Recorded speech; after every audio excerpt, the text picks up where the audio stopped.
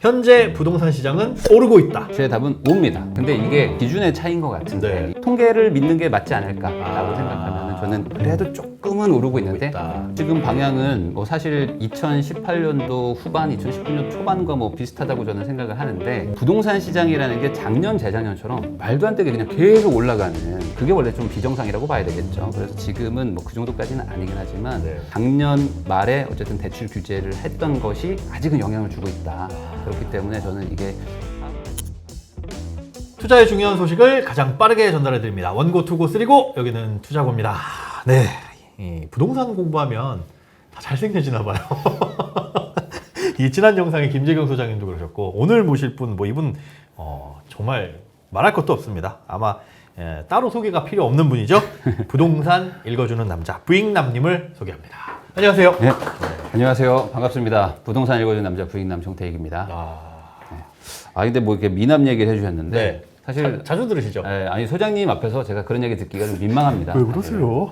요즘에 또 다이어트를 워낙 또 강하게 하셔가지고 저희 채널 나와주시는데 요즘에 그냥 제가 말하면은 오히려 소장님 잘생겼다는 얘기밖에 없어가지고 그러니까 이게 기저효과예요. 엉망진창이었다가 조금 나아지면 아니, 살 빠졌다는 얘기를 한 45분 동안 하세요. 계속. 그래가지고 너무 잘생겨지셨어요. 미남이에요가 많이 나오다 보니까 민망해. 제가 이런 소개를 받아도 되는가 좀 어색하네요. 제가 얼굴이 지금 빨개졌습니다. 시청자분들이 판단을 하실 거예요. 딱 봐도 엄청나게 이게 사실 근데 외모가 어떻게 보면 이제 실력을 가리는 외모가 너무 출중하셔가지고 아닙니다. 사실은 이 부동산 읽어는 부동산계에서는 엄청나게 유명한 분이시죠. 사실 같이 방송은 여러 번 했지만 여기 가까운 곳이죠. 어떠세요? 이렇게 새로운 곳에서 또 이렇게 외부 출연을 또 이렇게 뭐 자주 하진 않는데 최근에 또 약간 좀 쉬고 있었는데 저 이렇게 불러주셔가지고 또 뭐 약간 또 어색하기도 하고 전 항상 여기 이쪽에 앉아 있다가 여기 항상 이 인터뷰하는 사람들이 방향이 바뀌면은 좀 어색하긴 한데 그래도 워낙 또 이렇게 자주 뵙는 분이다 보니까 오늘도 또 재미있는 방송 되지 않을까 생각합니다. 바쁜 시간 내주셔서 대단히 감사드립니다. 자, 본격적으로 들어가겠습니다. 공식 질문입니다. 요즘 부동산 시장을 한마디로 표현하자면 약간 썸 타는 것 같다. 라고 생각을 합니다. 이게 무슨 소리냐면은 썸 타는 거는 좋은데? 그런 건가요? 썸 타는 게 안 좋은 걸 수도 있죠. 왜냐면은 이게 나를 좋아하는 건지 싫어하는 건지 좀 약간 애매한 그런 거 있잖아요. 그런 의미에서. 그러니까 지금 이게 올라가는 것 같기도 하고 또 어떤 때는 또 내려간다고 막 하기도 하고 사실 시장이 좀 혼란스러울 수도 있는데 이게 약간 연애의 감정에서도 약간 썸도 약간 혼란이 있잖아요. 그쵸. 얘랑 근데 이 썸은 어떻게 되죠? 시간이 지나면 답이 나오잖아요. 물론 썸을 막 몇 년씩 타는 분도 있지만 그래도 보통은 한 3에서 6개월 안에 썸은 결론이 난다. 그래서 지금 상황은 딱 썸 타는 것 같다라고 생각을 합니다. 조만간 결론이 날 것 같아요. 조만간 위로 아래든. 개인적으로는 어느 쪽으로? 저는 뭐 좀 긍정론자이기 때문에 좀 썸을 탔으면 좀 사귀는 게 맞지 않나라고 생각을 하고 뭐 지금 상황상 뭐 안 좋게 얘기하시는 분들도 있지만 저의 뭐 개인적인 사견으로는 약간의 조정은 있을 수 있지만 결국에 뭐 길게 봤을 때는 그래도 좀 상향에 맞지 않을까라고 생각을 합니다. 썸이 성공으로 이어진다. 알겠습니다. 뭐 개인적인 의견이겠지만 사실은 뭐 개인적인 의견이 모여가지고 시장을 형성하는 거니까. 근데 부익남님 같은 경우에는 원래 이제 채널을 진행을 하시면서 많은 분들 게스트들과 함께 방송을 하시잖아요. 최근에 뭐 기억에 남는 재밌었던 저희 채널에 많은 분들이 나와주셨었는데 저 빼고 소장님을 제외하라고 하니까 사실은 당연히 소장님인데 소장님을 제외한다면 그러면 저는 김유라 작가님이 저 그분 가장 좀 기억에 남습니다. 가계부 관련된 책도 쓰시고 복부인으로 예전에 유명하셨죠. 투자도 하시고 하는 분인데 우리 채널의 댓글이 이런 댓글이 달렸어요. 이게 그 무엇보다도 무서운 호러 영화를 본 것 같다. 왜요? 왜 그러냐면 이제 저축에 진짜 끝판왕이시더라고요. 전 진짜 그분 최고 존경. 그러니까 짠돌이 뭐 대회 이런 거에서 뭐 우승하고 막 이러신 분인데 그러니까 저도 아끼면서 했거든요. 근데 제가 이렇게 숙연해지는 정도 있었잖아요. 어떻게 이렇게까지 하실 수 있나? 아이를 셋을 키우시는데 그러면서 저축도 하시고 막 투자도 하셔가지고 막 그 기저귀도 막 300원짜리 기저귀가 있어요. 그러니까 기저귀도 좀 비싼 게 있고 싼 게 있고 막 한데 기저귀가 300원짜리가 있다고요? 기저귀도 아주 싼 거 쓰시고 막 뭐 어디 가서 이렇게 배추 얻어와서 뭐 배추국도 끓여 드시고 하면서 엄청 고생하셨더라고요. 그래서 저는 가끔씩 이렇게 무언가 이렇게 떠올릴 때 네. 그분이 생각납니다. 아, 진짜 대단하시다. 진짜 저도 그분을 방송에서 처음 뵙고 네. 너무 이분이 방송에서도 멋있는 거예요. 그래서 네. 끝나고 이제 점심 식사 같이 하시자. 네. 그래서 점심 식사하고 차도 한잔 했는데 이런저런 얘기 듣던 것 중에 기억 남는 게 그 생수통 500ml짜리 있잖아요. 네. 카누 2개 딱 넣어가지고 아침에 흔들어서 가지고 나와서 자기는 커피 그걸로 마시더라. 우와. 네, 그러니까 저도 진짜 웬만큼 절약해본 사람인데 네. 아 아니구나. 나를 더 쥐어짰어도 분명히 이게 마른 오징어에서도 무슨 물이 나온다고 더 짜는 사람도 있었구나. 동결건조. 그 경외심이 느꼈던 분이었습니다. 예. 네. 아마 이 작가님, 저희 작가님이 이 질문을 여기다 넣은 이유는 뭐냐면 네. 이분 섭외하려고. 아 여기는 이렇게 굴비처럼 이렇게 엮어가는 거군요. 아 이분이 예, 이렇게 네. 큰 그림을 그립니다. 그런데 오늘 개인적인 사정 때문에 갑자기 못 오셨어요. 아 그렇구나. 참. 네. 아무튼 자 본격적으로 네. 시작하도록 하겠습니다. 이 부익남님의 장점이 어려운 얘기를 정말 쉽게 그리고 재밌게 풀어주신다는 장점이 있습니다. 네. 그래서 저희가 퀴즈를 내듯이 진행을 해볼 텐데 다른 퀴즈는 저희가 퀴즈를 내면 맞추는 거지만 네. 퀴즈를 내면 맞추는 게 아니라 사실은 정답을 알려주시는 겁니다. 네네네 알겠습니다. 저희를 가르쳐 주시는 거예요. 네. 자, 부퀴즈. 뭐죠? 난 몰라. 아 이거 뭐 유퀴즈 이런 거 안 보세요? 저 잘 안 봐요. 아, TV 잘 안 봅니다. 세상에. 네. 네. 유퀴즈? 부퀴즈 하면 예스 하면 아, 시작이고 예스였죠. 노 하면 그냥 그렇게 안 합니다. 다른 걸로 넘어가 버릴 거예요. 네. 네. 자, 부퀴즈. 노. 네. 자, 이러면 안 빨리 밟았습니다. 퇴근하나? 네. 예스. 네. 알겠습니다. 시작해 보겠습니다. 첫 번째 질문입니다. 전 정부에서 시행한 임대차 3법으로 인해서 전세가가 많이 올랐는데 최근에는 보합을 보이면서 땡땡이 늘어나고 있는 상황이다. 자, 이 땡땡은 객관식입니다. 1번 월세, 2번 전세, 3번 매매. 1번 월세입니다. 1번 월세. 네, 요즘에 사실 이 임대차 3법도 있고 네. 뭐 지금 대출 규제도 있고 해가지고 전반적으로 지금 또 금리 인상까지 예. 하면서 임대인, 임차인이 모두 다 둘 다 같은 마음으로 월세를 선택하고 있는 분들이 많아진 것 같아요. 같은 마음이기가 쉽지가 않은데 네. 일단은 임차인, 그러니까 세입자 입장에서는 네. 왜일까요? 대출 뭐 이런 것들이 기본적으로 뭐 전세자금 대출 이자도 좀 늘어나기도 했고 그리고 전세자금 대출을 뭐 풀어준다고는 했지만 예. 그래도 그래도 아직 뭐 대출 받기가 그렇게 좀 이렇게 만만한 상황은 아니고요. 그렇죠. 그리고 이제 집주인들 입장에서는 어쨌든 세금 부담도 뭐 아직까지는 있으니까 그리고 세입자가 또 올려주기 부담스러워하면은 당연히 올린 시세를 어딘가에선 받아야 되는데 예. 그걸 이제 월세로 전환하는 게 있어서 뭐 정확하게는 월세라기보다는 뭐 반전세 뭐 이런 것들이 좀 늘어나고 있다. 네, 그렇게 봅니다. 그래서 임대인도 어쨌든 월세 받을 목적이 있고 그리고 임차인 입장에서도 그리고 차라리 전세 이자가 이렇게 높아지는데 월세 내면서 좀 이렇게 넘어가자라고 하는 분들도 있어서 요게 좀 늘어나고 있는 것 같아요. 은행에다 월세 주느니 네. 집주인한테 월세 주고 그렇죠. 사실 요즘 전세가 뭐 그 소위 말하는 뭐 생 전세 해서 현금으로 다 내고 사는 분이 없어요. 그 돈 있으면 집을 사지 않아요? 뭐 그러기도 하고 아니면 요즘에는 이제 워낙 이제 코인이랑 이제 주식 같은 금융자산 투자를 많이 하시다 보니까 일부러 전세자금 대출 받아가지고 뭐 다른 거 투자하신 분들도 많았거든요. 그러다 보니까 이제는 이래나 저래나 하여간에 전세를 살아도 대출은 받는데 네. 그럼 이제 은행에다 이자 내는 거 아닙니까? 그렇죠. 그리고 은행에다 월세 내는 건데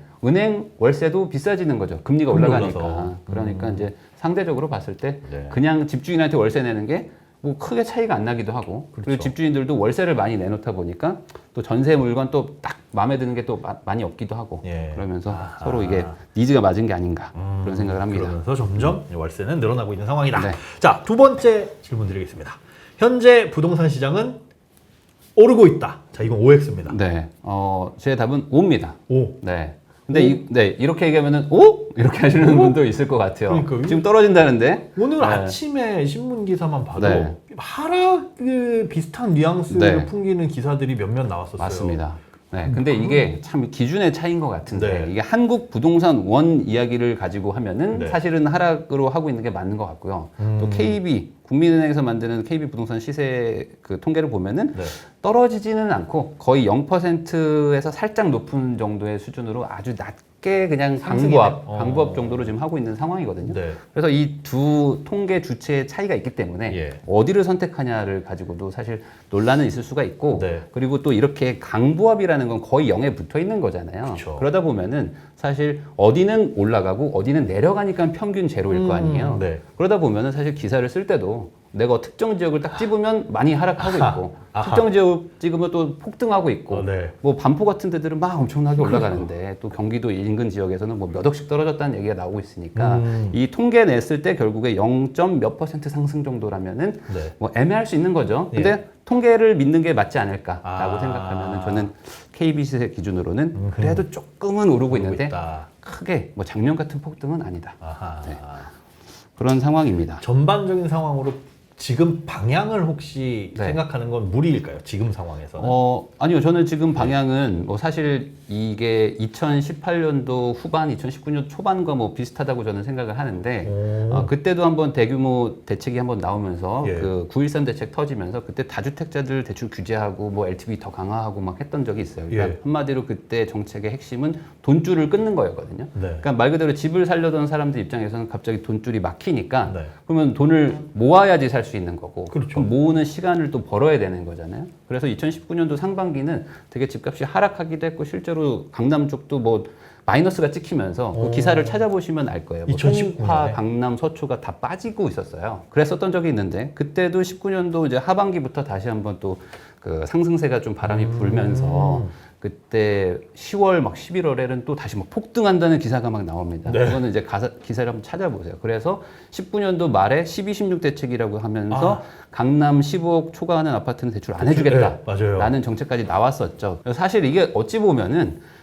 이 부동산 시장이라는 게 작년, 재작년처럼 말도 안 되게 그냥 계속 올라가는 그런 거는 그게 원래 좀 비정상이라고 봐야 되겠죠. 그래서 지금은 뭐 그 정도까지는 아니긴 하지만 네. 작년 말에 어쨌든 대출 규제를 했던 것이 아직은 영향을 주고 있다. 그렇기 때문에 저는 이게 하반기 정도 가면은 어느 정도 좀 결과가 나올 것 같다라고 생각을 합니다. 하반기 이제 네. 몇 달 안 남았는데 네. 뚜껑이 조금 있으면 살살 열릴 것 같습니다. 네. 자, 세 번째 질문 드리겠습니다. 다주택자 양도세 중과 유예를 해주고 있죠. 네. 요 효과를 두고 말이 많은데 효과가 있다 없다. 이거요. 네. 있긴 있다. 있긴 있다. 있긴 있다를 골라야 될 것 같아요. 있다와 없다를 네. 점수로 놓고 보자면 네. 있긴 있으면 한 51대 49? 그 정도 55대 45 정도. 55대 45. 왜냐면은 다주택자들한테 양도세를 정확한 유예라기보다는 중과를 배제하는 겁니다. 네. 이게 단어가 너무 어려워요. 그렇죠. 그러니까 이게 정확하게 말하면은 매를 들었어요. 네. 매를 들어서 때리려고 하다가 네. 안 때리는 게 중과 배제입니다. 그래서 안 때릴 거야. 매를 들어서 때리는 거는 중과고요. 네. 중과를 배제하는 거는 잠깐 들고 있는 겁니다. 네. 약간 멈춰 있는 거죠. 그리고 이제 뭐 유예라든지 면제는 저 내일 맞자라는 거니까 요거랑 약간 좀 다른 거죠. 맞긴 맞는 거예요, 유예는. 얘를 그럼 내년 5월 말일까지인가요? 네, 5월 9일까지는 만약에 네가 팔면은 네. 매를 내려놓겠다. 때리진 않겠다라는 거라서 다주택자들 입장에서는 지금 팔면은 네. 일반 과세입니다. 그러니까 뭐 아주 단순하게 얘기하면 2017년 전으로 돌아가는 거라고 생각하시면 될 것 같아요. 그래서 원래 그때 집을 사셨던 분들도 네. 세금을 안 낼 거라고 생각하고 사시지는 않거든요. 네. 다주택자도. 그쵸. 원래 세금 내는 건 맞는데 그걸 중과하니까 더 세게 내니까. 매를 드니까 안 팔았던 건데 그 매를 내려놓는다고 하면은 팔 수 있는 거잖아요. 네. 그래서 팔려는 분들도 분명히 있어요. 네. 근데 사실 지금 과거 한 5년간 다주택자를 중과를 많이 하면서 증여도 많이 하고요. 네. 그리고 뭐 매도하신 분들도 많고 해서 지금 남은 분들이 정말 팔 것이냐라는 거에 대해서는 조금 의문이 있다. 왜냐면은 팔 분들이 많이 팔기도 했고요. 이미. 그리고 이 유예, 뭐 중과 배제가 네. 지금 우선은 1년으로 했습니다. 그쵸. 근데 이게 뭐 과거 사례들을 보면요. 다시 매를 안 때리게 했다가 때리면 네. 그러면 더 욕을 먹어요. 그쵸. 사실. 맞잖아요. 그냥 차라리 때리지. 안 때리게 했다가 다시 때리면 더 욕할 수가 네. 있어서 이게 또 연장될 수도 있기도 하고요. 네. 이거 확정인 건 아니지만. 그리고 지금 또 반대로 또 종부세 같은 걸 또 감면해 주는 것도 있단 말이죠. 맞아요. 다주택자 종부세가 이번에 또 감면되거든요. 그게 이제 보유에 대한 부담이 그만큼 줄어드는 거잖아요. 네, 그러니까 지금 집주인들 입장에서는 팔려고 했던 게 뭐 세금 부담도 있지만 사실 보유세가 계속 늘어나면서 못 버티겠다였는데 그것도 그렇죠. 좀 감면해 준다고 하는 것들도 있고 하니까 이게 시장에서 효과가 아주 크진 않을 것 같다. 그렇게 설문조사 봅니다. 했으면 좋겠어요. 집 하시는 분들 붙잡고 네. 이게 양도세 중과를 유예해줘서 지금 파시는 거예요? 그게 어느 정도 영향을 미쳐요? 이걸 좀 복덕방에서 물어봤으면 좋겠는데. 매물이 나오긴 나오고 있습니다. 근데 그게 막 그 서울의 핵심 요지에 있는 것들이 나오는 거라기보다는 네. 뭐 약간 외곽이나 아니면 경기도 쪽에 뭐 무슨 뭐 오피스텔, 빌라 뭐 이런 것들 그냥 이번 기회에 좀 처리할까 했던 물건들이 나오는 거라서 이참에. 약간 그 매수자와 매도자의 서로 그게 딱 맞지는 않는 것 같아요. 네. 그러다 보니까 거래가 뭐 많이 늘어나지 않는 것 같기도 하고요. 네. 있긴 있으나 그거 네. 때문에 막 매물이 나오는 것 같지는 않다라는 네. 느낌을 드립니다. 자, 네 번째 질문 드려보겠습니다. 금리 인상, 부채 증가 등으로 여전히 전세 불안 요인은 사실 존재하고 있습니다. 네. 특히 땡땡땡땡땡땡땡을 사용하지 못하는 물건들이 가을 이사철하고 이제 맞물려서 땡땡땡땡땡땡땡. 네. 8월에 나오게 되면 네. 임차인에게 세입자에게 불리하게 작용할 가능성이 높은데 네. 이 땡땡땡땡땡땡땡에 네. 들어갈 말은 무엇인가요? 계약갱신 청구권입니다. 아. 네. 이 계약갱신 청구권이라는 게 사실은 이 시장을 좀 교란하는 약간 베스 같지 않았을까라고 생각하거든요. 네. 이거를 안 했었으면 참 좋았을 텐데 네. 라는 생각은 뭐 여전히 있고 이게 취지는 네. 세입자의 그 주거 안정 네. 보호이잖아요. 그게 그 취지는 되게 그럴듯하고 선해 보이는데 오히려 시장에 나왔을 때는 더 부작용이 많은. 네. 근데 이 취지를 정확하게 봐야 되는 게 네. 임차인의 거주권을 보호하는 건데 네. 앞에 하나가 더 붙습니다. 뭐냐면 기존 임차인의 거주권을 보호하는 거죠. 그렇죠. 기존 임차인. 네. 근데 이게 참 어찌 보면 좀 속상할 수도 있는 게 네. 누군가 나가야지 누군가 그 자리를 또 들어갈 수 있는 거잖아요. 그렇죠. 이 임대라는 거는. 네, 그러니까 네. 예를 들어 뭐 렌트카가 요즘 제주도가 렌트카가 뭐 가격이 미쳤다 막 이러는데 네, 맞아요. 사람들이 막 수요는 엄청난데 차가 없으면 가격이 뛰기 마련이잖아요. 당연하죠. 근데 예를 들어 네. 렌트카 빌린 분들한테 너네 그 2박 3일 타는데 1박 2일만 타는 거 너무 좀 아쉽지 않니? 그래서 예를 들어 제주도지사가 특별하게 1박 2일을 무조건 쏴주는 거야. 그러면 기존에 타신 분들 입장에서는 다음 주는 뭐 택시, 뭐 내일은 택시 탈까 하다가 하루 더 타지 뭐 그렇지. 하는데 심지어 가격도 예전 가격으로 그대로 해준대. 네, 가격도 뭐 그대로고 막 할인해주고. 근데 그럼 공항에 들어온 제주공항에 들어온 분은 지금 무슨 일이냐 이거죠. 그렇죠. 갑자기 렌트카가 하나도 없는데. 안 내려 사람들이. 네, 안 내리잖아요. 그러면은 제주도를 안 가면 되죠. 근데 코로나 때문에 해외도 못 가. 맞아요. 그럼 어떡하냐 이거죠. 그럼 다시 돌아가냐고요. 그러니까 결국에 이미 남아 비행기 타고 있는 내렸는데. 렌트카나 아니면 뭐 싸제 렌트카나 아니면 뭐 웃돈을 주고 들어가고 아니면 거기서 뭐 차를 사버리든지 막 이런 식으로 하는 거죠. 에어비앤비처럼 그냥 우버를 뭐 쓰든지 막 이런 변칙 행위를 쓸 수밖에 없는 거잖아요. 결국에 이 수요라는 것도 네. 순환이 돼야 되는데 기존 임차인 보호를 하다 보니까 신규 임차인들이 좀 많이 희생한 케이스. 사실 똑같은 임차인인데. 네, 라고 생각을 합니다.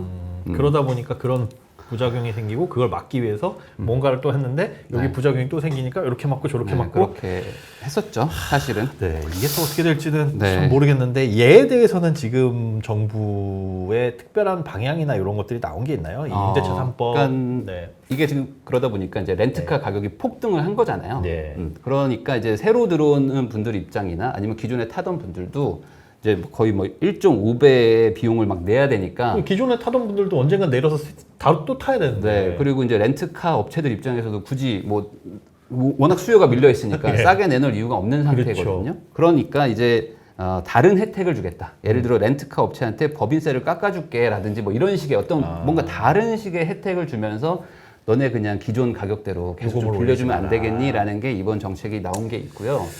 다만 근데 이것도 또 아주 또 약간 디테일하게 또 이제 구분을 또 지어놔서 해당되는 사람, 안 되는 사람들 뭐 이런 것들이 있어서 그래도 뭐 해당되는 분들한테는 조금 전세 물량이 과거보다는 그래도 조금 더 늘어날 수는 있겠지만 뭐 아주 뭐 강력한 대책이라고 보기에는 좀 애매한 부분은 분명히 있는 것 같습니다. 네. 뭔가 약간 아쉬움이 조금 남는 것 같아요. 네, 근데 뭐 항상 정치라는 게 그런 것 같아요. 뭐 여기도 어느 정도 좀 눈치도 보고 여기도 눈치도 보다 보면은 애매모호하게 나오잖아요. 네. 늘 그래서 뭐 어쩔 수 없는 거죠. 늘 어느 쪽은 항상 아쉬운. 네. 그럴 수밖에 없는 것 같습니다. 자, 마지막 질문이자 퀴즈 드리겠습니다. 네. 이번 상생 임대인 정책은 주택가액 9억 이상도 가능, 다주택자도 가능한데 다만 임대료를 몇 % 이내로 인상하면 네. 실거주 몇 년 인정. 네. 자, 앞 숫자, 뒷 숫자. 네. 앞에는 이제 5% 이내로 이하로 네. 인상을 하면은 이제 실거주? 실거주 2년을 한 셈 쳐주는 게 이번에 대책에 있습니다. 실거주 2년이라는 게 사실 근데 이게 네. 저는 저는 임대인의 입장은 아니니까 임대인의 입장에서 봤을 때 네. 집을 1주택이면서 임대를 해주시는 분들도 있지만 네. 대부분 다주택이실 거 아니에요. 네. 그런데 그 중에서도 한 주택만 또 나중에 해주겠다라는 거고. 네. 근데 보통 그걸 다 염두에 두고 내가 네. 집이 세 채면 네. 그 중에 임대 차익이 가장 큰 집에는 내가 살고 네. 나머지를 임대 주지 않나요? 대부분, 그러니까 뭐 이건 뭐 무조건은 아니고요. 통계 네. 자료가 없기 때문에. 네, 근데 네. 이제 다주택을 하는 사람들의 심리를 보면요. 예. 기본적으로 두 종류가 있는데 네. 그냥 이미 지금 자기 실거주 집을 완성해놓고 네. 남는 돈으로 몇 개를 더 사는 분들이 있어요. 예. 근데 이런 분들은 사실 어차피 자기 실거주 집에 살고 있기 때문에 예.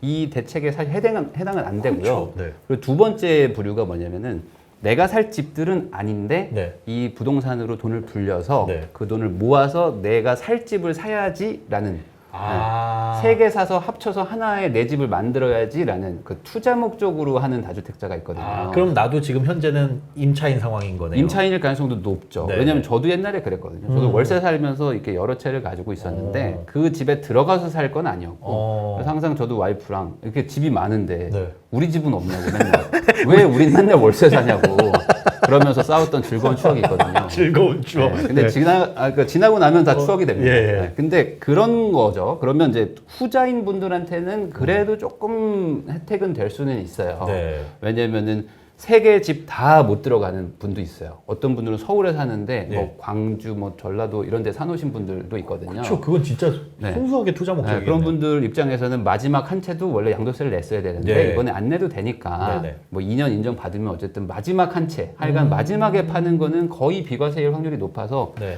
뭐 안 한 것보다는 낫다라고 생각은 하는데 네. 반대로 이게 막 모든 다주택자들 전세 주고 있는 분들한테 다 해당이 되는 거냐? 그건 또 아니기도 하거든요. 그러니까 정책들이 뭐 어쩔 수 없지만 다들 뭐 효과는 있는데 뭐 드라마틱한 효과가 엄청나게 나온다. 있긴 이러기는 있고. 애매하다라는 거는 뭐 맞는 것 같습니다. 그게. 대상이 굉장히 사실은 이 혜택을 정말 누릴 수 있는 대상은 한정적이고 한정적일 수 있을 것 같아요. 그렇죠. 그래도 안 하는 것보다는 훨씬 낫다. 그렇죠. 안 하는 라는 것보다는 거는 뭐 맞습니다. 훨씬 낫고 왜냐면- 과거에는 네. 뭐 이것도 2년, 1년만 해주고 뭐 이랬었는데 네. 요게 왜 네. 왜 하는 게 낫냐면 예, 예. 이런 분들이 있어요. 그러니까 1주택인데 네. 본인이 전세를 주고 어? 나는 월세 사는 사람들이 있어요. 나는 월세 살면서. 내 집은 전세 그러니까 주고 소위 말하는 갭 투자로 내 자산을 이렇게 넣어서 집을 하나 사놓고 예. 나는 월세로 몸테크하는 분들이 있어요. 네네네. 그걸 몸테크라고 해요? 그렇죠. 예. 왜냐면은 이제 나도 전세 살면 어. 그 집을 살 돈이 없으니까 돈. 원금이 없으니까. 근데 그렇게 사는 분들 입장에서는 사실 이 한 채밖에 없기 때문에 예. 이거로 시세 차익을 벌었으면은 세금을 최소화해서 이걸 팔아서 또 다음 집을 사야 되잖아요. 그렇죠. 근데 여기 실거주를 못하면 네. 어쨌든 세금이 나온단 말이죠. 양도 차익에 대해서는 1주택자도 내야 돼요. 그렇죠. 근데 이런 분들은 월세를 나는 살고 있으니까. 예. 근데 시세 차익이 많아졌어요. 막 예를 들어 막 진짜 몇 억이 올라버린 거예요. 네. 그러면은 야, 이 세금만 얼마야? 라는 생각에 무리해서라도 그 집을 어떻게든 들어가야 들어가려고 되겠네요. 하는 분들이 꽤 있었어요, 지금. 네. 그래야지 네, 어떻게든 그 시세 차익이 난 것보다도 네네. 세금을 아껴야 되니까. 당연히요. 예. 그러면은 나도 무리해 가면서 어떻게든 뭐 지인들 돈 받아가지고 그 전세금 빼주고 들어가서 영끌을 해서 딱 2년만 살고 나오자. 네. 이런 분들이 있었거든요. 근데 이런 분들 입장에서는 굳이 들어갈 이유가 없어진 거죠. 그러니까 그런 수요가 분명히 조금 시장에 조금 더 나올 것이다. 원래는 실거주로 없어질 전셋집이 2년 더 돌 수 있으니까 그런 효과는 있을 것 같습니다. 그 효과는 확실하게 있겠네요. 근데 그런 분들이 엄청 많냐? 그럼 또 그건 또 아닐 수 있으니까. 그래도 있기는 있으니까. 있긴 시장에. 있죠. 예, 그러니까 있긴 확실히 있습니다. 효과가 있기는 있다. 네, 하지만 네, 네. 이분들 때문에 야 전세 물량이 지금 막 시장에 넘쳐나고 있습니다.까지는 아닐지언정. 네, 이 정책에 뭐 한계점은 있다. 네. 여러 가지 네. 재밌게 네. 저희가 퀴즈로 풀어봤습니다. 네. 저희 퀴즈를 다 답을 내주셨지만 원래는 이게 그 네. 퀴즈 그걸 프로를 보면 네. 100만 원을 드려요. 주셔야죠. 아니, 없나요? 그럴 거면 유퀴즈라는 이걸 쓰지 마셨어야죠. 퀴즈입니다. 그냥 뭐 단순히 뭐 장학 퀴즈라도 하셔야지 왜 유퀴즈 온더블럭이라고 하셔가지고 이렇게 기대감을 갖게 해주시는지. 제작진들이 아니, 문제예요. 뭐 날로 먹으려고 뭐 그래. 100원이라도. 네, 정리하면서 여러 가지 좀 여쭤볼게요. 이 지금 어쨌든 스탠스는 규제를 좀 완화해가는 모양새인 것 같아요. 네네. 그런데 그 완화가 모르겠어요. 저만 그런지 꽤 많이 완화될 것 같은 그 기대감에 비해서 네. 이번에 나온 대책을 보면 약간 뭔가 아쉬운 뭔가 한 숟가락 비어 있는 듯한 느낌이 나거든요. 네. 그 정부의 입장이 아예 바뀐 걸까요? 아니면은 그냥 뭐 정부 입장은 그대로인데 네. 어쩔 수 없는 한계인 건가요, 이게? 뭐 저는 뭐 정치 평론가가 아니기 때문에 네. 이걸 뭐 명확하게 뭐다 아니다 말하기는 참 어렵지만 네. 뭐 그냥 저의 개인적인 사견으로는 어쩔 수 없는 것 같다. 왜냐면은 이게 기본적으로 그 야당이 이럴 때는 예. 뭐 다 잘못했다고 할 수 있지만 이거 다 막상 해줄게. 내가 또 여당이 되고 또 내가 또 정권을 잡으면 이제 내가 뭘 하느냐에 따라서 결과에 대한 책임도 져야 되는데 그렇죠. 사실 뭐 풀어주면 당연히 상승할 수도 있다라는 그 불안감을 예. 정권이 뭐 모를 리가 없고 그리고 이런 걸 아마 싸우지 않았을까 싶어요. 그러니까 어떤 분들은 네. 아니 지난 정권의 어떤 정책들이 너무 반시장주의적이기 때문에 이거를 정상화하자 네. 경제학론으로 좀 이건 어쩔 수 없이 해야 되는 거 아니냐라고 얘기를 했을 때 반대파는 그래서 그러면 집값 오를 가능성이 있어 없어? 라고 물어봤을 때 있을 수도 있는데 그러면 그걸 해야 돼 안 해야 돼? 지금 지지율 얼마야? 지금 50%좀 미칩니다. 그러면 그거 해야 돼 안 해야 돼? 이런 논리가 분명히 있었을 것 같다. 충분히 그럴 수 그래서 있겠네요. 뭔가 조금 그 애매모호하게 할 수밖에 없지 않았을까. 네. 그리고 나서 추가 대책을 발표하는 게 낫지 않겠냐라는 걸로 선택한 게 아닌가 싶어요. 그래서 또 하나 나오지 않을까요? 일단은 하나하나 풀어가자. 너무 처음부터 하면 그렇게. 카드를 다 쏟아버리면 그 다음에 또 이게 수습이 안 될 수가 있으니까. 네. 아까도 말씀드렸듯이 이게 때리려다가 안 때렸다가 다시 때리면 이런 욕 먹기 때문에 차라리 풀 때도 조금 풀고 또 푸는 게. 하기다 맞지 그래야 않을까? 나중에 쓸 카드가 남죠. 그러니까 그런 게 아닐까 싶습니다. 네. 지금 보면 전세자금 대출에 대한 것도 조금 한도를 늘려주고 이런 것들이 있는 것 같아요. 네. 그런 것들이 실제로 글쎄 안 해주는 것보단 낫긴 할 텐데. 네, 그러니까 요즘에 뭐 사실 정치적 어떤 뭐 정책적인 자금을 동원해가지고 뭐 네. 금리를 조금 뭐 깎아준다든지 뭐 안심 전환 대출 뭐 해준다든지 뭐 예. 이런 것들로 지금 어쨌든 금리 인상기이기 때문에 네. 기존에 대출을 받은 분들이 좀 너무 힘들어져가지고 소비를 줄이거나 아니면 너무 힘들어져서 뭐 가게가 무너지거나 이런 것들을 막아야 된다라는 예. 생각으로 이런 정책들도 뭐 추진되고 있는데 뭐 이제 집을 구하는 입장이거나 집을 사는 분들 입장에서는 당연히 저리로 대출을 해주면 뭐 고리로 빌려주는 것 대비해서 땡큐죠. 나쁘지는 않은 거는 뭐 네. 사실이죠.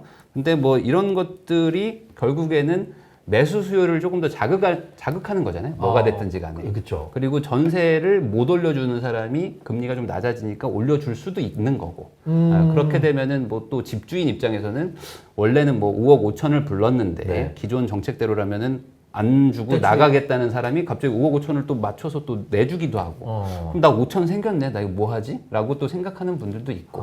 그러니까 또 갭이 또 낮아지면 또 이걸 또 집을 누가 사나? 뭐 사서 팔기도 하고 막 이런 것들이 일어나니까 사실 정부도 고민이 많죠. 사실 이거는 낮춰주면은 좋은데 금리를 낮춰주면 그래야지 뭐 소비도 좀 위축 안 되고 하는데 그렇죠. 이게 또 그렇게만 영향을 주는 건 아니니까 이게 또 부동산으로 가면 어떡하지 하는 뭐 고민도 있는 것 같아요. 그래서 뭐 기준도 좀 제한도 두고 뭐 금액도 제한도 두고 해서 네. 조금 풀어주고는 있는데 이것도 아마 시장 상황 봐서 하지 않을까요? 사실은 가만히 생각해 보니까 지금 이 첫 번째 대책이잖아요. 네.